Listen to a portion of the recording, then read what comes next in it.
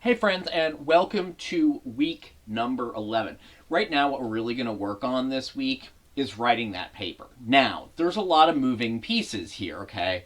So, you're going to have feedback on your research answers. You might have feedback on your source evaluation sheets, your source analysis sheet, all of those sorts of things. So, take this as sort of a week to catch up on that research work, to finish up. Don't try to write this paper before you actually have a clearer sense as to what the research looks like, but it's sort of a week of work, okay?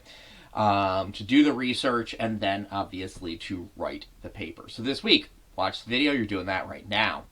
Check your feedback on the SA3 research questions, answers, and source analysis, and update them if necessary. So you're going to see there's actually a Dropbox here for your SA3 research answers. I haven't updated the due date on that or anything, so you're not going to see it in your list of stuff to do on the calendar.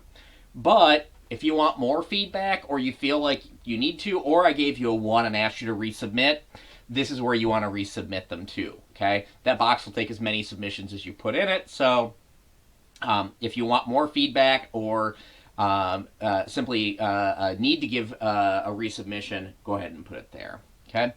Citations Basics, of course, is just a review from earlier papers, why cite, the MLA format. Also, one thing I'm going to recommend for this week, go back to, I believe it's week number 8. It might be in week number 7. If it's not in week number 8, it's week number 7. The SA3 sample we actually started this unit with, okay? Take a look at that sample before you start writing your paper, so you've got an idea of what it is you're setting out to do.